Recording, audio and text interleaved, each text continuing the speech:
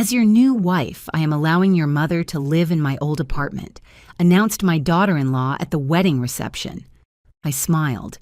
I appreciate it, but I am very happy living on my property. My son interrupted me immediately. Mom, I decided not to tell you before, but my in-laws and my sister-in-law are going to move in there. I looked around the room. Actually, they were nowhere to be seen. Then I said very loudly. That sentence hung in the air like glass about to shatter.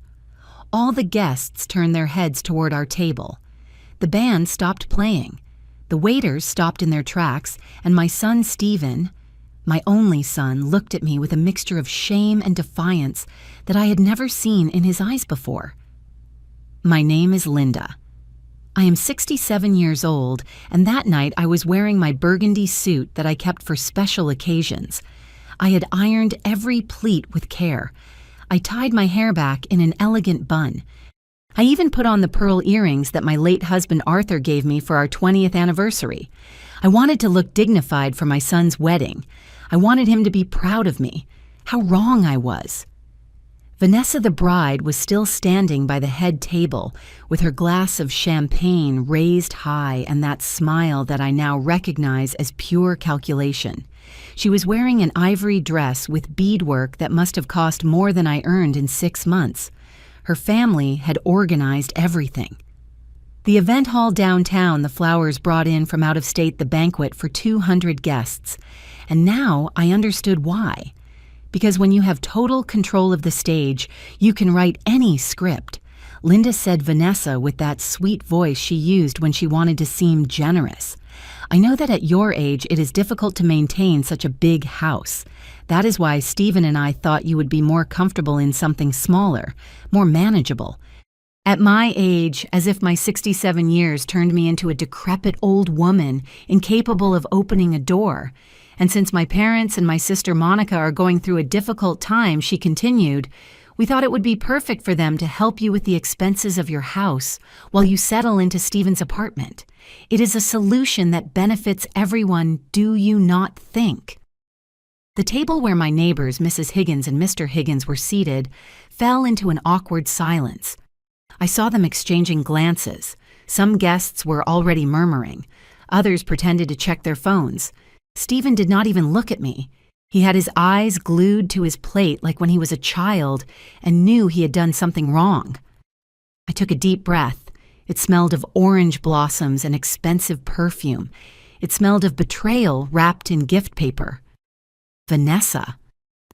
I finally said with a calmness that surprised even me, I appreciate your generosity, but there is something you should know. I stood up. All eyes were on me. That house that you so kindly want me to leave is not just mine. It is the result of 15 years of working 12 hours a day after becoming a widow. It is my husband's inheritance sold brick by brick to pay for my son's college tuition. It is every dollar I did not spend on myself to give Stephen a future. Vanessa blinked. Her smile trembled slightly. And most importantly, I continued feeling my voice getting firmer. The thing is, your parents and your sister, the ones who are supposedly going to move in to help me, where are they? Because I have been at this wedding for 3 hours and I have not seen any of them. The silence was now absolute. Stephen stood up abruptly.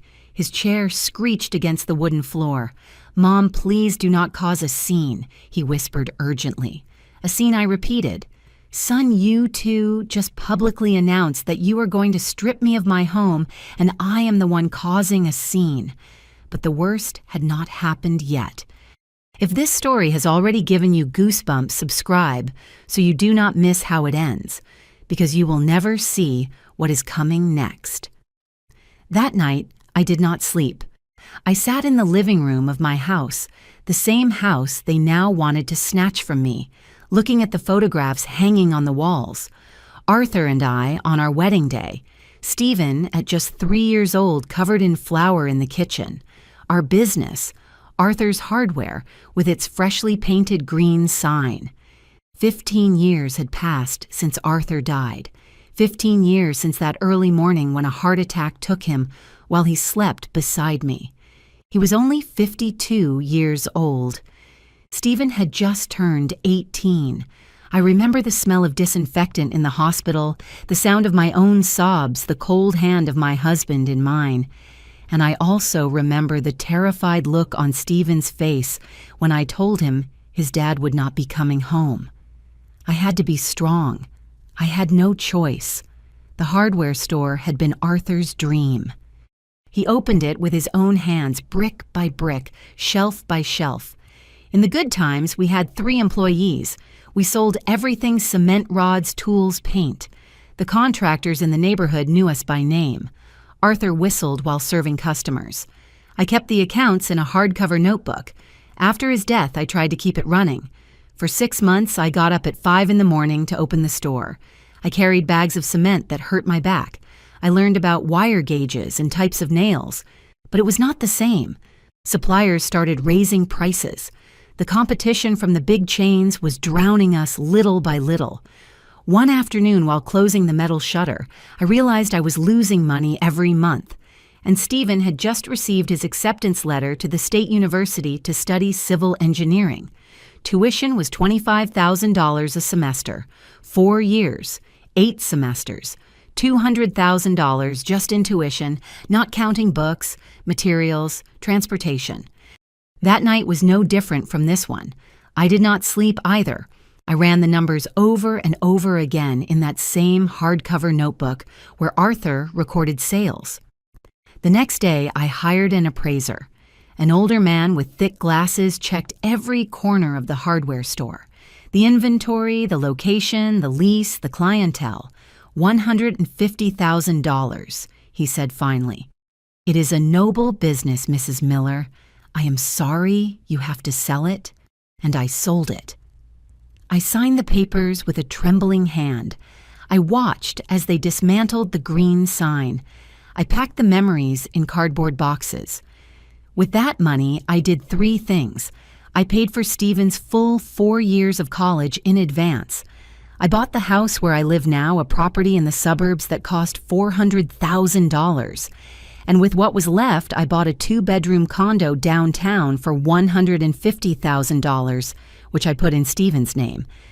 "It is your inheritance, my son," I told him when he turned 21. "For when you get married, so you have a place to start." He hugged me. He told me I was the best mother in the world. He promised he would never let me down. But promises, I discovered later, weigh less than air when there is a beautiful woman whispering in your ear. I was left with just $20,000 in savings. I looked for work as a freelance bookkeeper. I had studied accounting before getting married, although I never practiced formally. I started keeping the books for small businesses in the neighborhood, a dry cleaner to stationery stores, a coffee shop. I earned enough for my expenses without touching my savings. I never asked Stephen for anything. Not a dollar, not a favor. I wanted him to fly free to build his life without the weight of guilt or obligation. But now, sitting in my living room at 3 in the morning with my party outfit still on and my makeup smeared by tears, I wondered if I had not made the biggest mistake of my life. Because by giving him everything without asking for anything in return, maybe I taught him that my love had no price. And what has no price, anyone can trample on. The first time Stephen told me about Vanessa was a Sunday. He came to eat with that nervous smile he had when he wanted to tell me something important. He brought flowers, something he had not done since he was a teenager, Mom. I met someone, he said, while I served the pot roast he liked so much. That was 2 years ago. Stephen was 33, working at a major construction firm and earning well. He had had girlfriends before, but none had made him like this, with bright eyes, restless hands, that energy of someone who has just discovered something wonderful. Her name is Vanessa. She is a business administrator. I met her at a conference on urban development. 3 weeks later, he introduced her to me.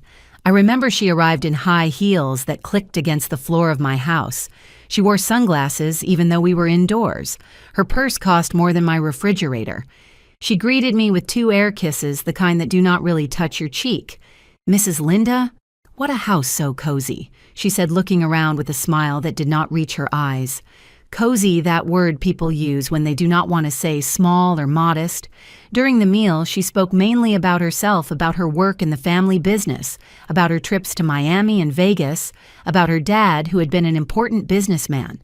All in the past tense, I noticed, but I did not give it importance then. "Stephen told me you were widowed very young," she said suddenly, looking at me with something that looked like pity. "It must have been very hard to raise a son alone." "It was," I replied, "but it was worth every sacrifice."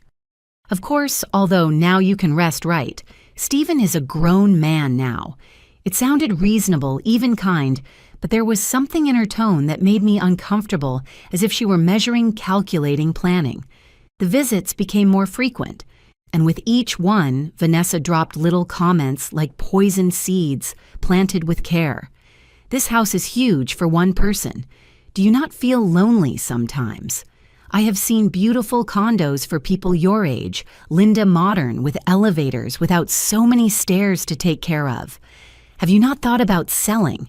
With what this property is worth, you could live peacefully the rest of your life without worries." And the worst part, she always said it in front of Stephen, always with that sweet, worried voice, as if she really cared about my well-being. At first, my son interrupted her. "Vanessa, my mom is fine where she is."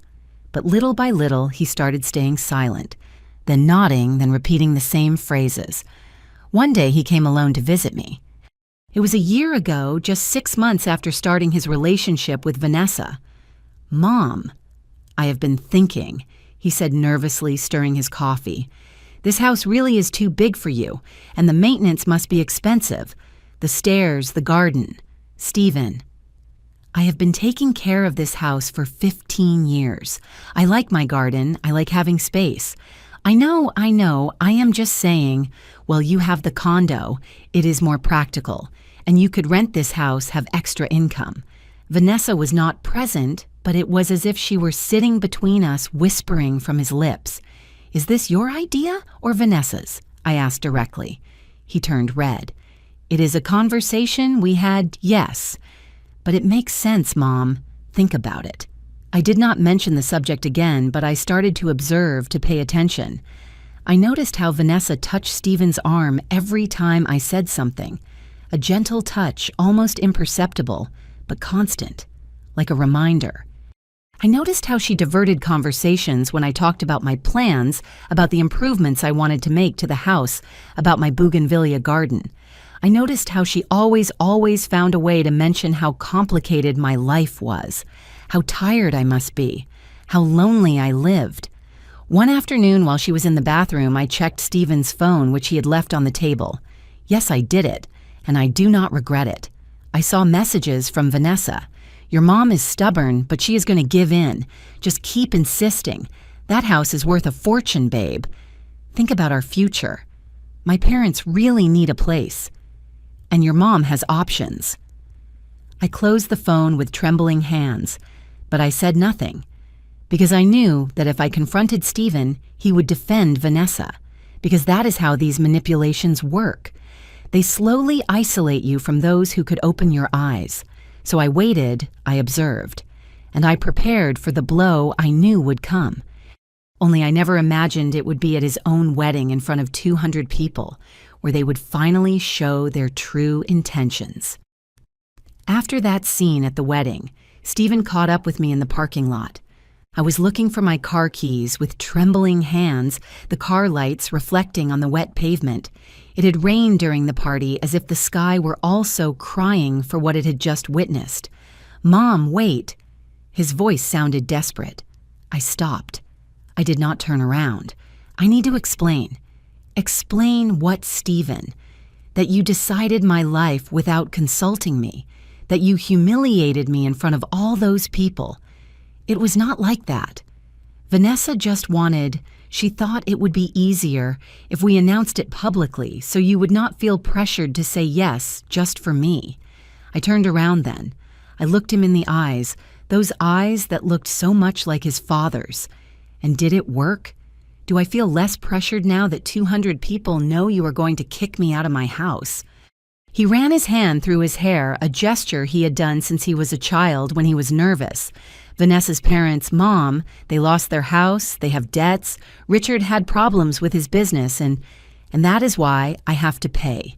That is why I have to give up my home. It is not giving up. It is sharing. It is helping a family in need. I am 67 years old, Stephen. I worked all my life. I sold your father's business, his dreams, to give you a future, and now you ask me to hand over my present too. He remained silent. In the distance, I could hear the party music continuing inside. They did not come today because they are ashamed, he said finally. Stella, Richard, and Monica did not want to come because they knew this would be awkward. How convenient. I took a deep breath. When he spoke again, his voice was different, harder. Mom, you are going to have to understand that it is not just you anymore. Now I am part of a bigger family. Vanessa is my wife. Her problems are my problems, and I need you to. To what? To sacrifice myself once again, to make myself small so others can fit. He did not answer, and in that silence I understood that I had lost something more than a house. I had lost the son I raised. I got into my car and drove to my house crying all the way. The city streets shone with the recent rain. I passed the old location of the hardware store. It was now a convenience store. Not even a trace of the green sign remained. During the next 3 days, Stephen did not call me, but Vanessa did. Linda. I am very sorry how things turned out. Her voice sounded rehearsed. It was not my intention to make you uncomfortable. I just thought it would be easier if we all agreed from the beginning. No one asked me if I agreed. I know. That is why I am calling you. I want to explain the situation to you well. Can we meet? Maybe at a coffee shop. Just us two, quietly. I agreed. Not because I trusted her, but because I needed to understand exactly what I was dealing with. We met at a Starbucks uptown. She arrived late as always with huge sunglasses and that very expensive purse. My family is going through a very difficult time. She started after ordering a latte with almond milk. My dad, Richard, had an import business. He was successful, Linda. We had a house in the exclusive suburbs, 2 new cars. But 3 years ago, everything got complicated. There were problems with suppliers, accumulated debts. How much do they owe? I asked directly. She blinked, surprised by my frankness.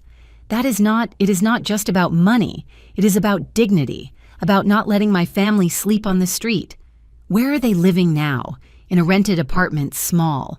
My mom, Stella, had to look for work after years of being a housewife. My sister, Monica, got divorced recently and is with them. It is humiliating for everyone. She sipped her coffee. I saw her perfectly manicured nails, her watch that cost more than 3 months of my income.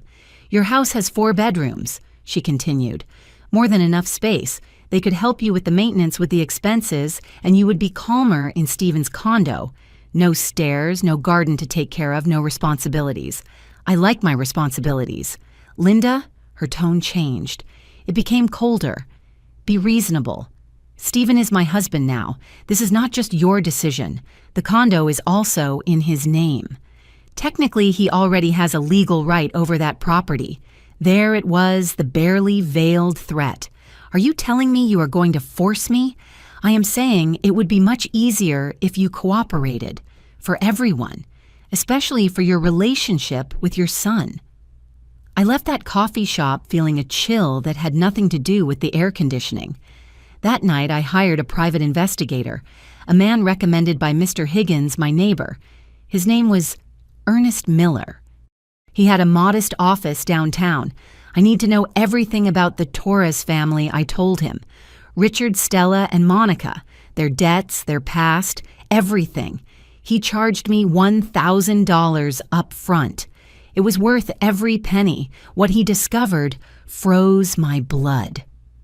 The report arrived a week later, 30 pages that I read sitting in my kitchen with a cup of coffee that got cold without me taking a single sip. Richard Torres had not lost his business due to problems with suppliers. He lost it because he gambled. Casinos, online poker sports, betting. He owed $40,000 to loan sharks. One of them with connections I preferred not to investigate further. Stella Torres had been fired from her last job at a boutique for petty theft. Small things at first, a scarf, some earrings, then larger amounts. The owner did not press charges out of pity, but fired her without a recommendation. And Monica. Monica was perhaps the worst. She had a history of real estate fraud. She convinced 3 elderly people to invest in properties that never existed. One of the victims was a 72-year-old widow who lost her life savings, $15,000. I closed the folder with trembling hands. This was the family they wanted to put in my house. These were the needy poor for whom I had to sacrifice myself. I called Stephen that same night. I need to talk to you now. Mom, it is 10 at night. Now, Stephen. He arrived an hour later, alone.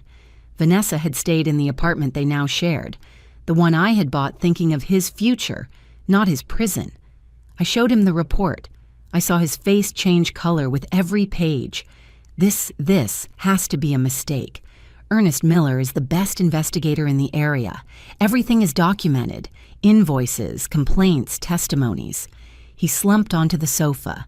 The same sofa where I read him stories when he was a child. Vanessa did not know, are you sure, or did you just not want to know? He remained silent. Stephen, these people have serious problems, debts with dangerous people, criminal records, and you want to put them in my house. In the house I bought with the money from your father's business. They are my wife's family, and I am your mother.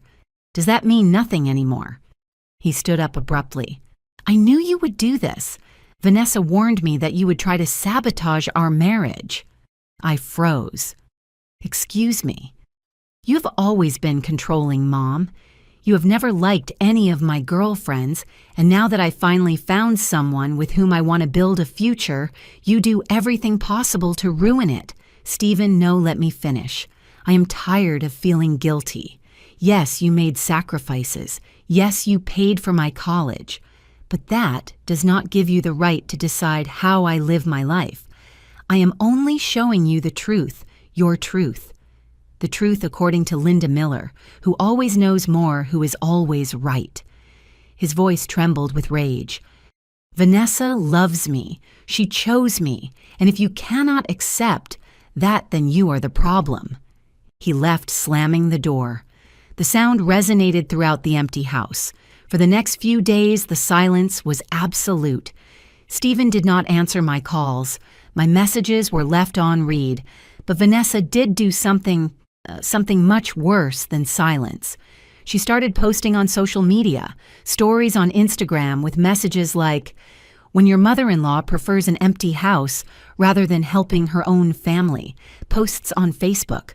Reflection. How far does the selfishness go of a mother who has everything and does not want to share anything? She never mentioned my name, but our mutual acquaintances knew exactly who she was talking about. The comments were divided. Some defended her.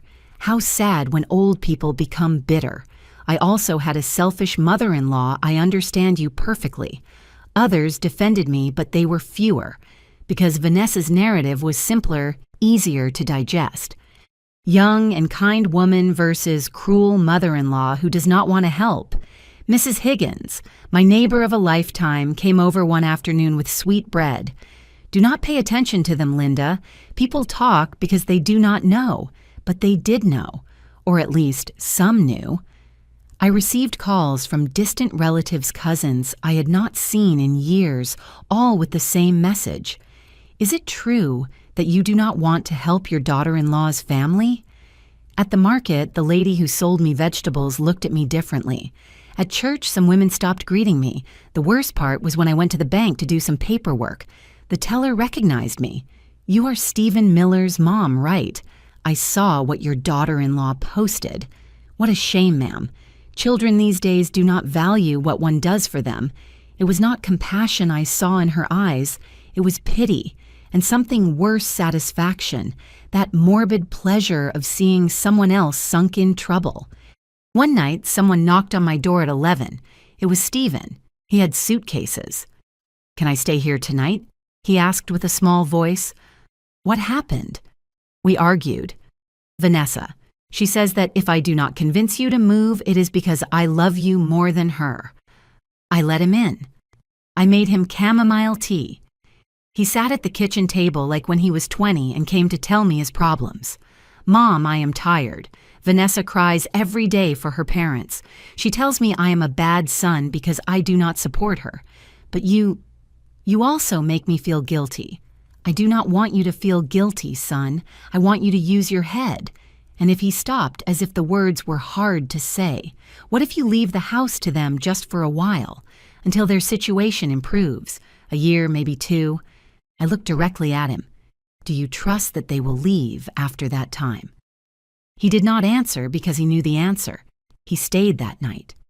But in the morning, Vanessa arrived crying, begging him to come back, and he left. I was left alone in my house, that house that now felt too big, too silent. And for the first time in 15 years, since I buried Arthur, I cried, feeling that I had lost everything. But I did not know yet that the worst was still to come. 2 weeks passed without news from Stephen. 2 weeks in which I woke up every morning with a weight in my chest that did not let me breathe well. I stood in front of the bathroom mirror and saw a woman I no longer recognized. Puffy eyes, deeper wrinkles, hair grayer than I remembered. But pain, I discovered, can turn into something else when you let it settle. It can turn into clarity, into determination, into something cold and sharp as a knife. One morning I woke up different. I tied my hair back, put on my usual blouse, made coffee, and made a decision. I was not going to continue being the victim of this story. I called Ernest Miller again. "Mrs. Miller," his voice sounded surprised. "I did not expect to hear from you so soon. I need you to dig deeper, much deeper.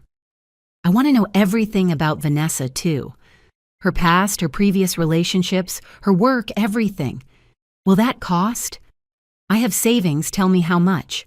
We agreed on another $1,500. Money that hurt to spend, but that I knew was an investment in my future. While Ernest worked, I did too. I started documenting everything, every text message, every social media post, every interaction.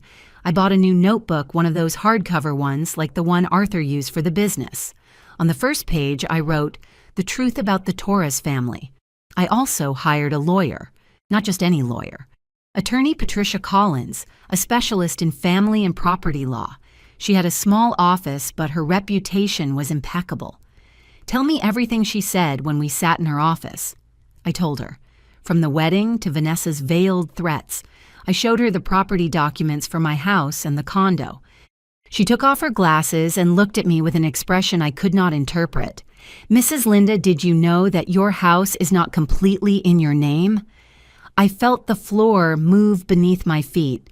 "What do you mean it is not? When you bought this property 15 years ago, you signed a trust. Look here." She pointed to a clause in the documents that I did not even remember reading. "The house is in a family trust. You are the grantor and lifetime beneficiary." "Yes, but there are specific conditions." "What kind of conditions?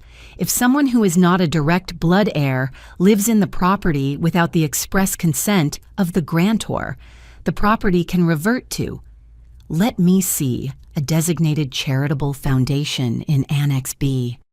I leaned back in the chair. "I do not remember signing that. It is common. Many notaries include these clauses as additional protection. Was the notary who attended you a friend of your husband?" "Yes, Ernest Williams. He was a classmate of Arthur's in high school." "Then he probably did it to protect you so no one could take the house from you or take advantage of you after becoming a widow." My mind worked quickly. "And if there are already people living there, people I did not authorize?" "It depends. How long have they been living there?" "No one lives there yet, but they are pressuring me to let them in. Then you have an advantage. According to this clause, if you allow unauthorized people to live there for more than 90 continuous days, the trust activates automatically. You lose the property. And if I want to activate it sooner, can I do it intentionally? Attorney Collins looked at me with renewed interest. Explain to me what you have in mind. I explained. Everything. My plan was still forming, but the central idea was clear. If I was going to lose something, it would be on my own terms, not theirs. 3 days later, Ernest Miller handed me his second report. This one was even thicker than the first. I sat in my living room with a cup of lime tea to calm my nerves and started reading. Vanessa Garcia Torres, 28 years old. But the surprises began much earlier than her age. She had had 3 serious relationships in the last 5 years, all with older men, all with properties or businesses. The first relationship ended in a harassment lawsuit after he asked her to return a car he had given her. It was settled out of court. The second relationship was with a businessman from Ohio. They lasted 8 months. 3 months after breaking up, the man lost his company. Under strange circumstances, documents signed that he did not remember signing accounts emptied. He could never prove that Vanessa was involved, but the investigator had found transfers in Stella Torres's name on suspicious dates. The third relationship, the third one, knocked the wind out of me. She had been engaged. The man's name was Richard Salinas, owner of 3 fast food franchises. Rich, much richer than Stephen. The engagement was broken 2 weeks before the wedding. Why? Because Richard's mother hired a private investigator. She discovered the same thing I was discovering now, and Richard had the guts to end the relationship. Vanessa sued for emotional distress. She lost the case, but Richard had to pay her $2,000 just to close the process without more scandals. After that, Stephen appeared my son, a civil engineer with a good salary properties, and most importantly, a widowed mother with a big house in a prestigious suburb. I kept reading. The report included screenshots of conversations Ernest had obtained through contacts, messages between Vanessa and Monica. This one bites. The old lady is not going to last long with that pressure, and if she refuses, she is not going to refuse. Stephen is already on my side, and if the old lady does not cooperate, we will make her life impossible until she gives in. My hands trembled so much I had to leave the sheets on the table. There was more. Vanessa did not work in any family business. That company went bankrupt 4 years ago. Since then, she lived on small temporary jobs and mainly on loans from friends and acquaintances that she never paid back. Her business administration degree was real, but she had been suspended from her last job for embezzlement of funds. Small amounts, but enough to get her fired without a recommendation. The entire Torres family was a walking scam, and my son had married the ringleader. That night, I did not sleep.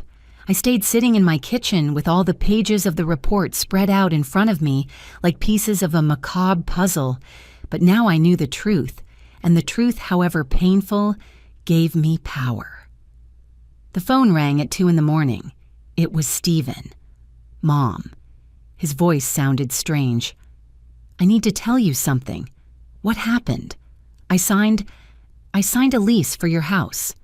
Vanessa told me that you had already accepted moving out and that it was only missing formalizing the agreement with her parents.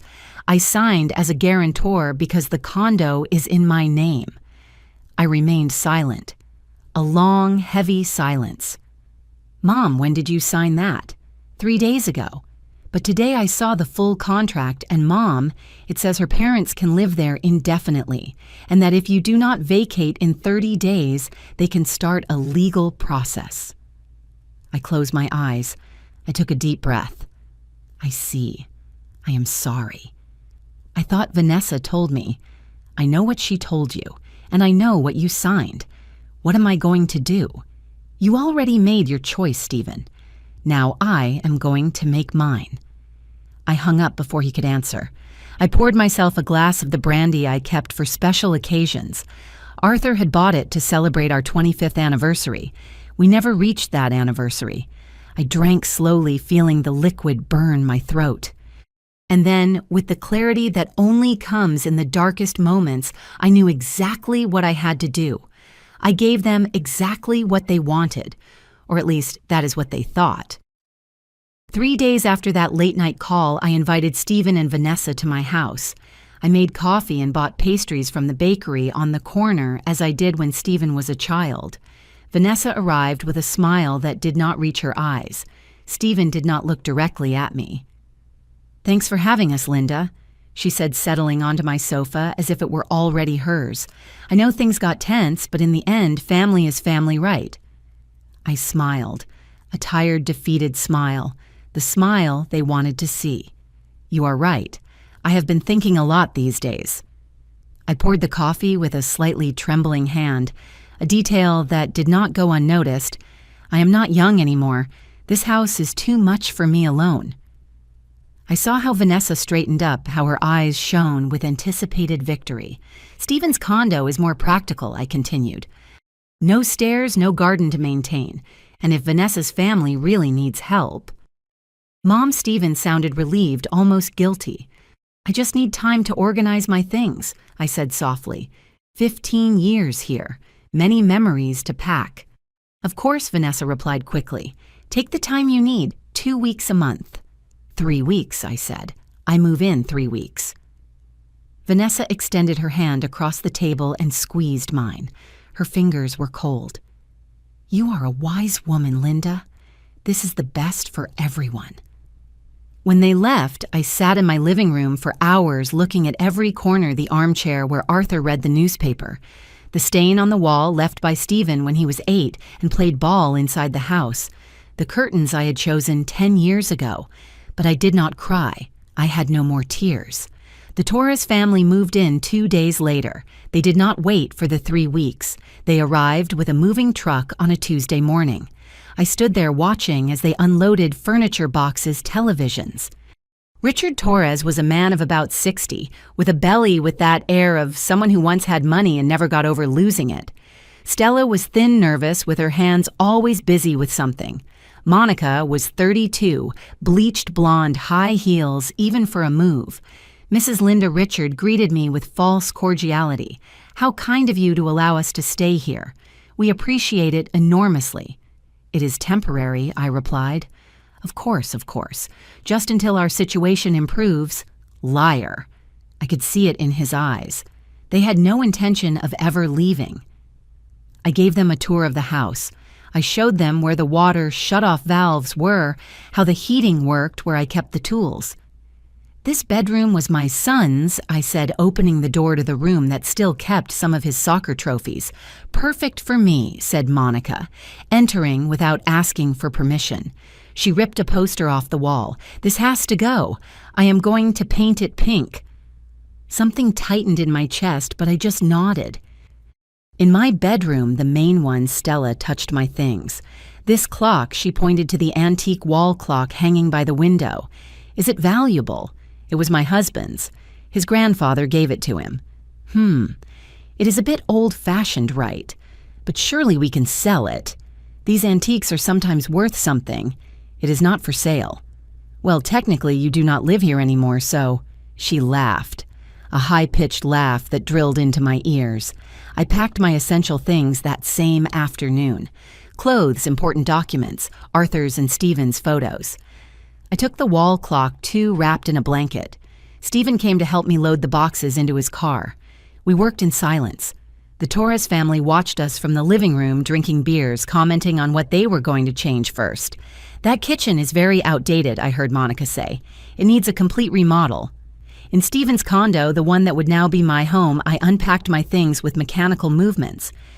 It was a nice space, 2 bedrooms, good lighting, but it felt alien, like a hotel where I was visiting. I hung the clock in the living room. Stephen helped me level it. "Mom, I know this is hard." "It is okay," I lied. "Vanessa promised it will be temporary. As soon as her parents get jobs." I did not answer. It made no sense. During the next 2 weeks, Stephen visited me every 3 days. He brought me food, asked me how I was. I smiled, said everything was fine, that I was adapting. But I called my house, my old house, just to hear who answered. The first time, Monica answered. "Hello." Her voice sounded impatient. I hung up without saying anything. The second time, Richard answered. "Torres residence," he said with pride. "Torres residence in the house I bought with the money from my dead husband's business." I hung up with trembling hands. I started driving down my old street just to see like someone visiting a grave. One afternoon, I saw something that froze my blood. A truck from a pawn shop parked in front of my house. 2 men were taking out furniture, my mahogany bookcase, the dining room table where we celebrated 20 of Stephen's birthdays, the chairs Arthur had varnished himself. I called Stephen immediately. They are selling my furniture. What? No, there must be a mistake. I am here. I see them. They are taking everything out. I heard him confronting Vanessa, muffled voices. Then he came back to the phone. Vanessa says her parents needed money urgently, that you said they could dispose of what you did not take. I never said that. Mom, they are just things.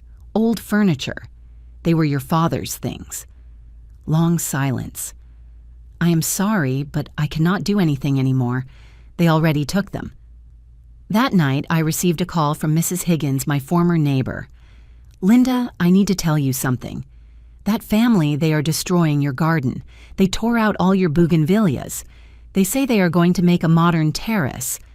The bougainvilleas I had planted 12 years ago, that I watered every morning, that I pruned with my own hands. I also saw they sold your wall clock, Mrs. Higgins continued, the one that was in the living room. I saw it in a Facebook post. They sold it for $700. That clock was in my bedroom. I took it. Then they had another one just like it because it was definitely yours. It had the inscription on the back right, for Arthur with eternal love. My breath cut short. They had entered the condo. They had stolen the clock while I was not there. I called Stephen. He did not answer. I texted him. He left me on read. I called Vanessa. She did answer. Linda, I do not know what you are talking about. My mom found that clock in a closet in the house. She thought you had left it because you did not want it. Liar. I took it. You people entered my apartment. Be careful what you accuse. You have no proof. And honestly, at your age, it is normal to forget where you leave things. She hung up. I sat on the floor of my borrowed apartment surrounded by half-unpacked boxes, and for the first time I truly understood what kind of people I was dealing with. They were not just opportunists. They were predators. But I could be one too.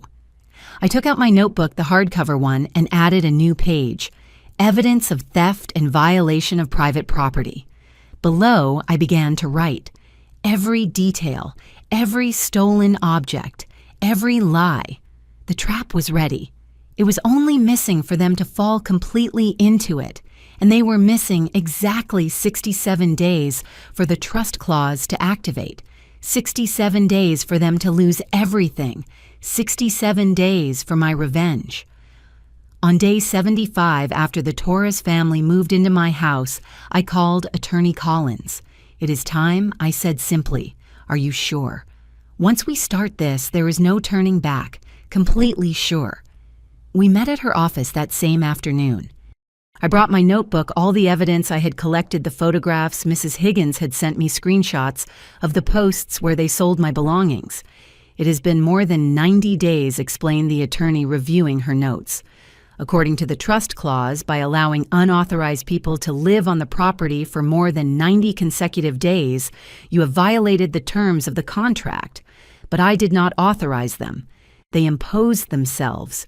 Legally, by moving out and giving them the keys, it is considered implicit authorization.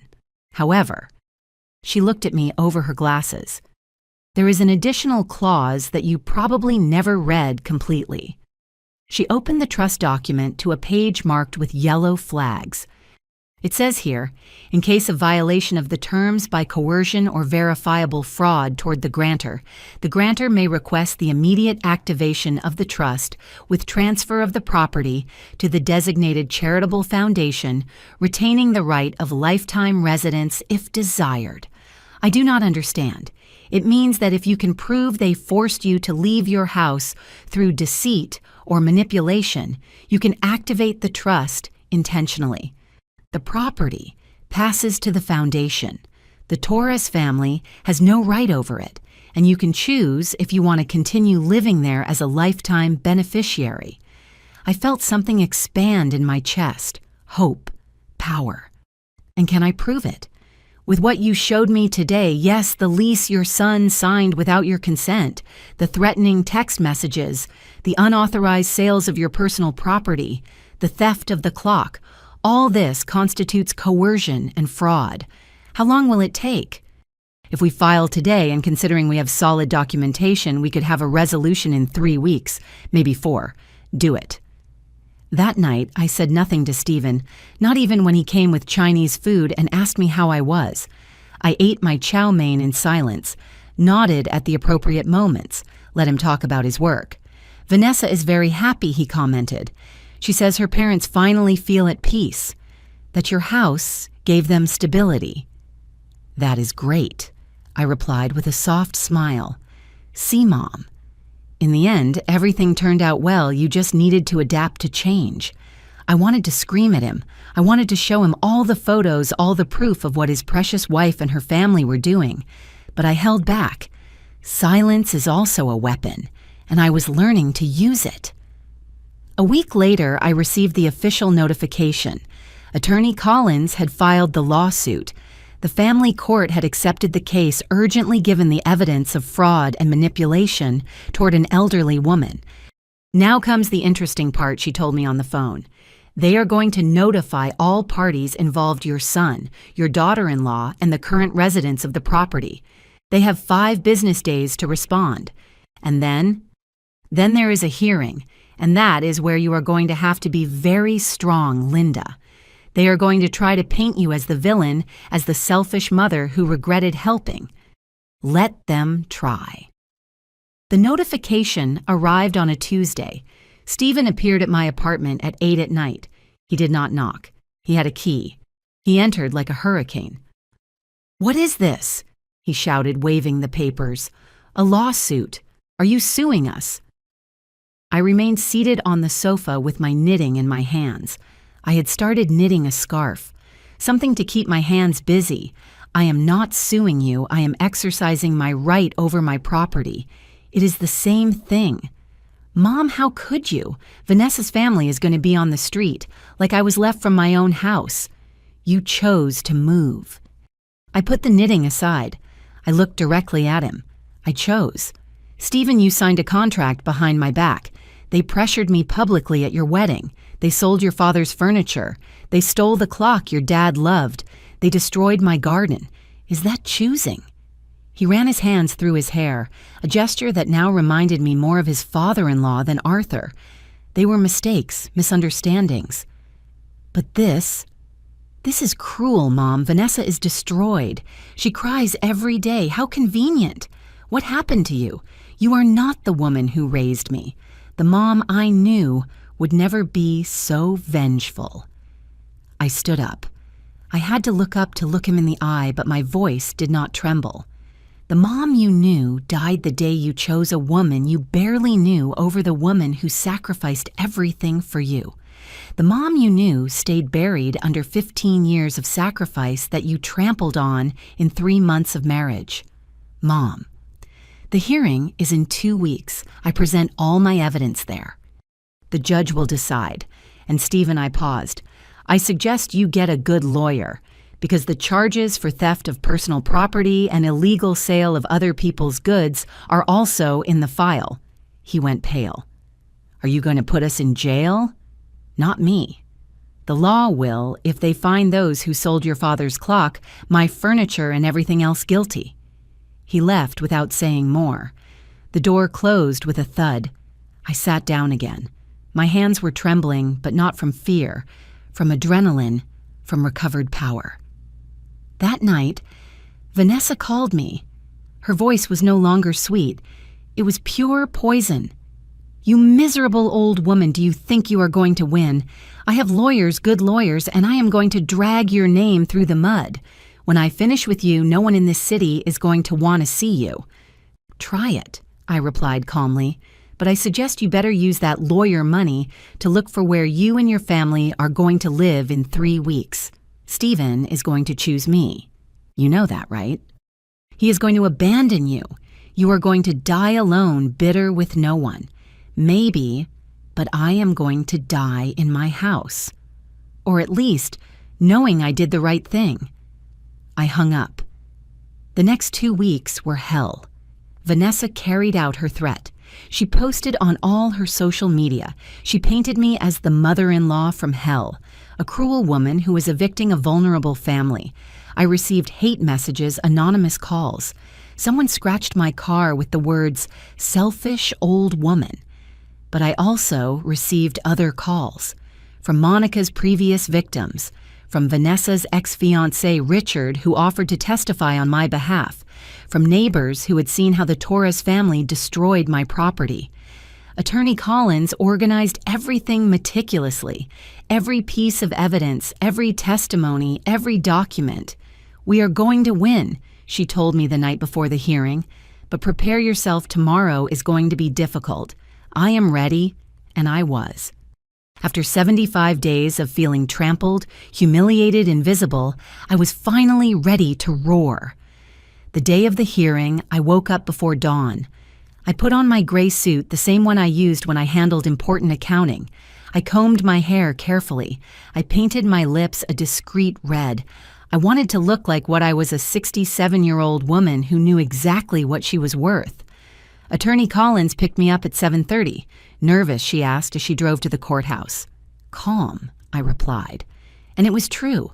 I had been through too much to be afraid now. The courtroom was smaller than I imagined. Beige walls, dark wood desks, the national seal hanging behind the judge's bench. It smelled of old paper and disinfectant. The Torres family was already there. Richard in a suit that was tight on his belly, Stella in a black dress as if she were going to a funeral, Monica with heels too high and makeup too heavy, and Vanessa. Vanessa wore a simple cream dress, no jewelry, with her hair tied back in a ponytail, the perfect image of humility. Stephen was sitting next to her. He did not look at me when I entered. The judge was a man of about 50 with thick glasses and a serious expression. His name was Hector Ramirez, according to the plaque on his desk. "Good morning," he said when we were all seated. "We are here for the case of Linda Miller, widow of Miller, against the Torres Garcia family regarding the property located at—" He read the full address of my house, my old house. "Attorney Collins, you may proceed with your opening." Patricia stood up.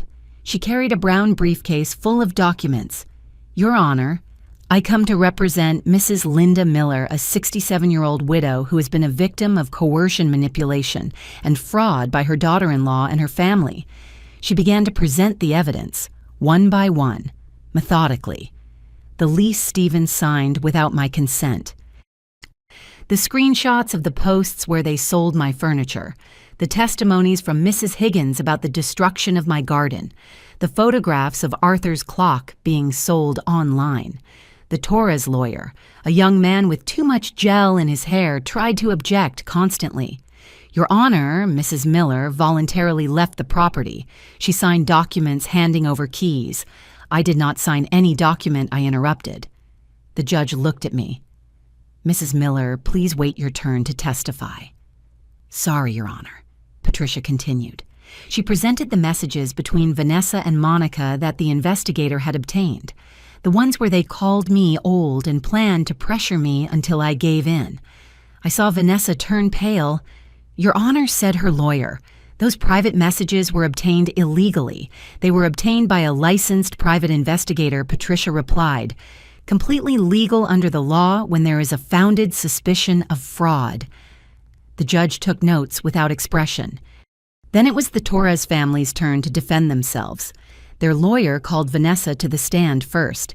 "Ms. Torres, Mrs. Miller," she corrected with a soft voice. "Sorry, Mrs. Miller, can you explain to the judge how you came to live on your mother-in-law's property?" Vanessa wiped away a non-existent tear. "My family was going through a very difficult time, Your Honor. My father lost his business. We were about to be on the street. When Stephen and I got married, his mom, Linda, told us she would help us, that we could use her house while she moved to a smaller place." She offered voluntarily. "Yes, she said it was her wedding gift to us." Lie, blatant lie. And the furniture you sold. Linda told us to take what we wanted, that she did not need them anymore. She even gave us permission to make modifications to the house. And the clock. That clock was in a closet. We thought she had forgotten it. My mom sold it to buy food. We did not know it was important. Every word was like a stab, but I kept still, serene. The judge looked directly at her. Do you have proof that Mrs. Miller authorized these actions? Vanessa hesitated. It was verbal. Everything was verbal, I understand. Then they called Stephen. My son took the stand, avoiding my gaze. Mr. Miller, said the Torres lawyer. Was your mother in agreement with the arrangement?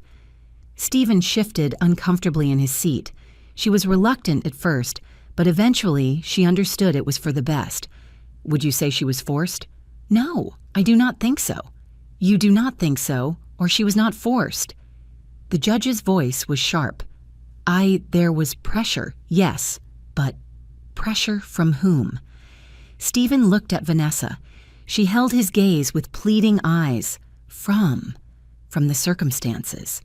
Vanessa's family needed help and, answer the question, Mr. Miller, was your mother pressured or not? The silence stretched heavy, dense.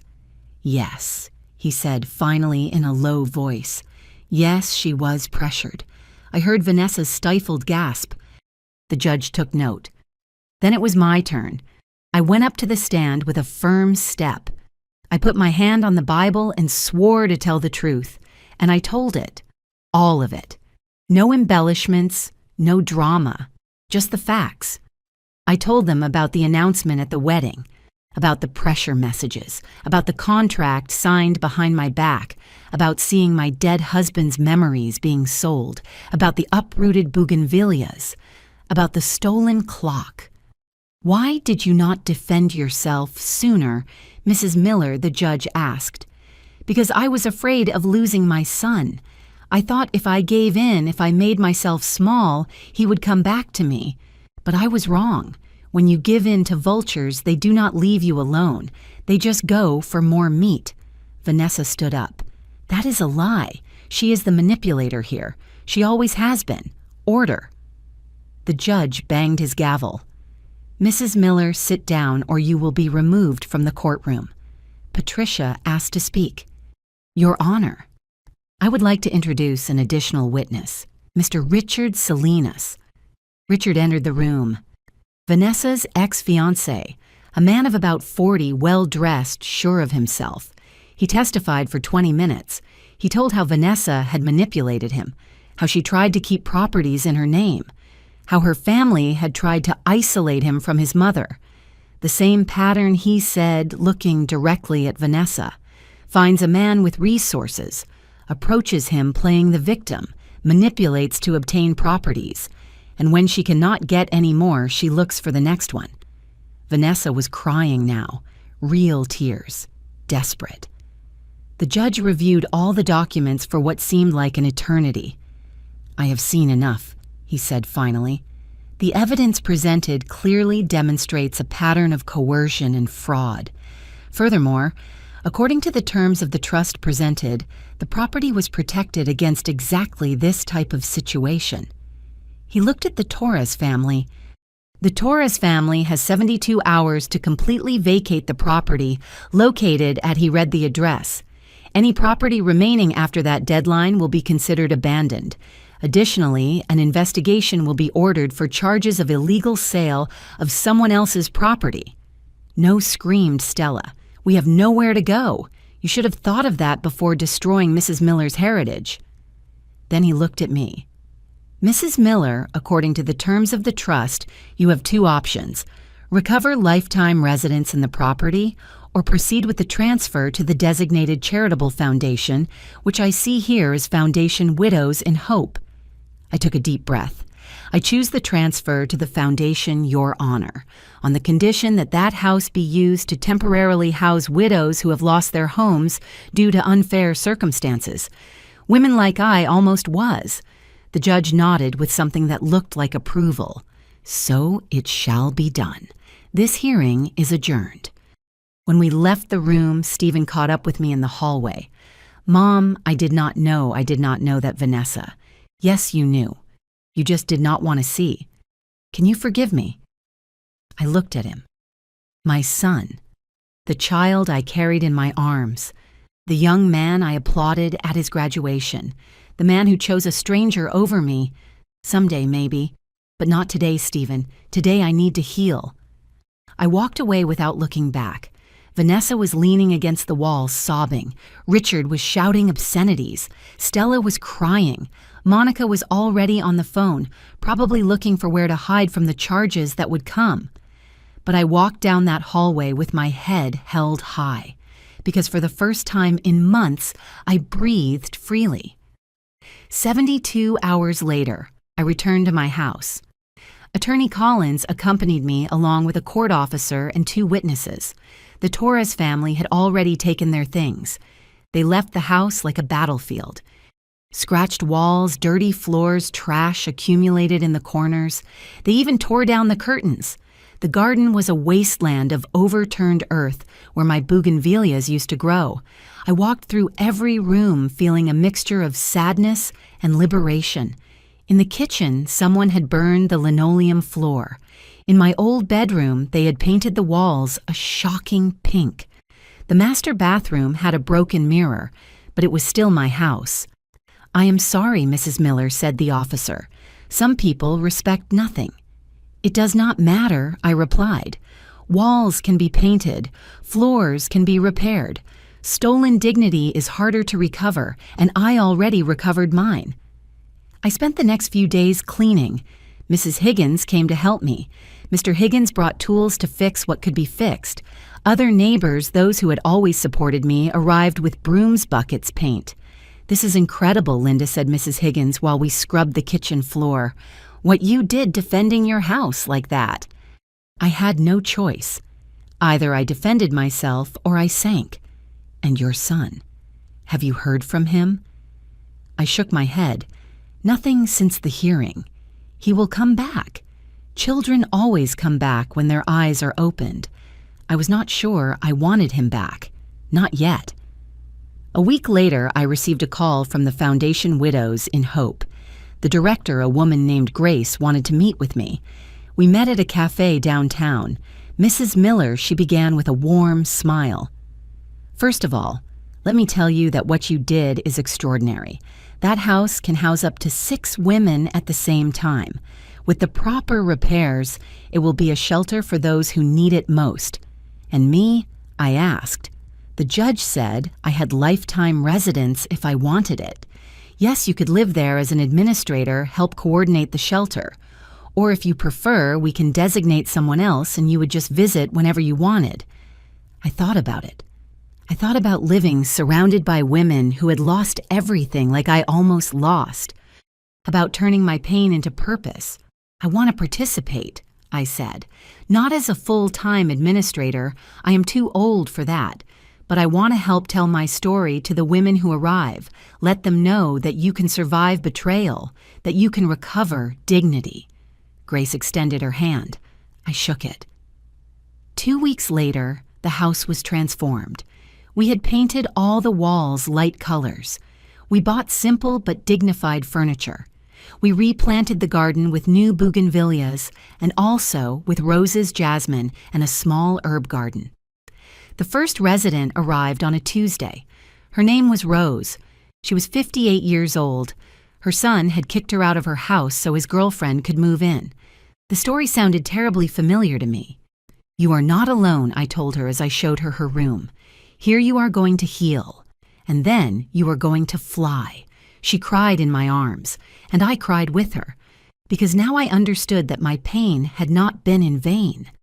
A month after the hearing, Stephen appeared at the door. He no longer looked like the confident and proud man who had chosen Vanessa over me. He had deep circles under his eyes. He had lost weight. His clothes were wrinkled. Mom. I stood at the door without inviting him in. I got divorced, he said without preamble. Vanessa, it was all true, everything you said. I found her trying to get me to sign documents to sell the condo. My condo, the one you bought. I am sorry, I said, and I meant it. No, I am sorry. I took too long to see what was always in front of me. I let myself be blinded by I do not even know why. By the idea of love, I suppose, by not wanting to be alone.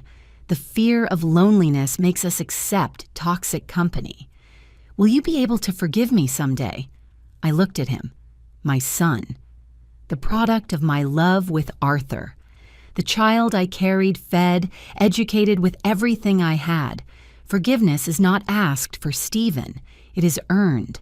With time, with actions, with real change. What do I have to do? First, be honest with yourself about why you betrayed me. It was not just Vanessa. There was something in you that chose to believe her instead of trusting me. He nodded with moist eyes. Second, rebuild your life with integrity. Not to impress me, but because that is what your father would have wanted. And third, understand that our relationship changed. I am no longer the mother who sacrifices in silence, and you can no longer be the son who takes that sacrifice for granted. I understand. Good. I paused. There is a room available here. Not for you, but you could come once a week to help with maintenance with the garden, meet the women who are recovering, learn from their stories. Are you giving me a chance? I am giving you the chance to become the man your father would have been proud to know. He came the next Saturday, and the next, and the next. I saw him change slowly. I saw how he listened to Rose's stories, Mariana, who arrived later, Claudia and Anna. Abandoned, betrayed, stripped women. Women who were rebuilding their lives, brick by brick. One afternoon while we were working together planting new bougainvilleas, he said, "Thank you, Mom." Why? For not giving up on me, for showing me that true love has limits. That respect is more important than pleasing. I did not answer. I just kept planting. But inside, something healed a little more.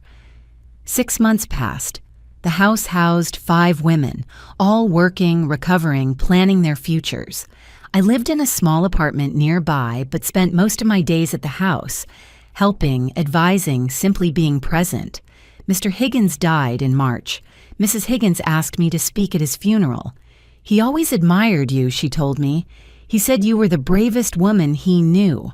At the funeral, surrounded by people I had known all my life, I spoke about Mr. Higgins, but also about courage, about the difference between the courage that shouts and the courage that stands firm in silence until the exact moment to act. Stephen was there. Since the hearing, he had become someone different, more humble, more aware. He worked hard to rebuild his life. He had sold the condo and bought a smaller one. He donated half the money to the foundation.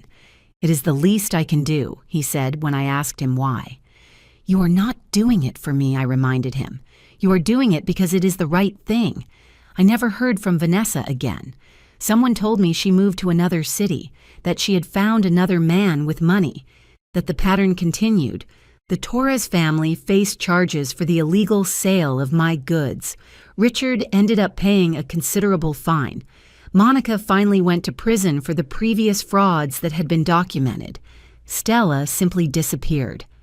I did not feel joy for their misfortune, but I did not feel pity either. I felt nothing, and that was liberating. 1 year after the hearing, on a warm October afternoon, I was sitting in the garden of the house. The bougainvilleas had grown beautiful, more vibrant than ever. Rose was inside preparing dinner. Mariana was reading on the porch. Anna was watering the plants. Stephen arrived with flowers, as he did every week now. "For you, Mom." I took them. They were sunflowers, my favorites. "How are you?" he asked, sitting next to me. "Fine, really fine." And it was true. I met someone, he said shyly. "Her name is Patricia. She's a teacher. You would like to meet her. Did you tell her your story already? All of it, including the ugly parts, including what I did to my mother. And what did she say? That we all deserve a second chance. But that second chances are earned, not given away." I smiled. I like her already. That night, after Stephen left, I sat in the garden until it got dark. I watched the stars appearing one by one in the sky. I thought about Arthur, about how he would have handled all this, probably with more grace than me. But I also thought he would be proud. Not of the revenge, but of the recovered dignity. Because this was never about punishing. It was about not allowing them to erase me. Rose came out with 2 cups of tea. "I thought you would like some company, Mrs. Linda." "Thank you, dear." She sat next to me in silence. After a while, she said, "My son called today." "Yes. He wants to talk. He says his girlfriend left him when she realized I had no money to give him." "And what did you tell him?" "That I would see him, but on my terms. That if he wants a relationship with me, he has to earn it." I squeezed her hand. "Well done. I learned from the best." We drank our tea in silence while the night settled completely, and in that silence I understood something fundamental. True wealth was never in the house, nor in the furniture, nor in the properties. True wealth was in knowing when to fight, when to yield, and when to simply walk with your head held high, knowing you did the right thing. It was in not allowing them to turn you into a victim of your own kindness. It was in understanding that love without respect is just manipulation in disguise. And it was in knowing that it is never too late to defend what belongs to you, not out of greed, but out of dignity. I looked toward the house, the lights on in every window, women who had hit rock bottom and were now rising, women who, like me, had learned that giving up is not the only option. And I smiled. Because this house, with its history of pain, transformed into a shelter, was my best revenge against those who thought they could break me. They did not break me, they strengthened me. And that was a victory much sweeter than anything else I could have imagined. Final reflection. Sometimes life puts us in situations where we have to choose between being kind or being strong. I learned that the most powerful women are those who know how to be both, but never at the cost of their own dignity. If my story touched your heart, if you have ever felt invisible in your own life, if you have sacrificed so much that you forgot that you also matter, then write in the comments where you are joining us from. Tell me your story. Because we all have one, and we all deserve to be heard. Hit like if you believe that respect is earned, not begged for. And subscribe to continue sharing stories of women who refuse to be erased from their own lives. Because in the end, the true inheritance is not houses or money, it is the dignity with which we face storms. And that no one can take away from you. The end.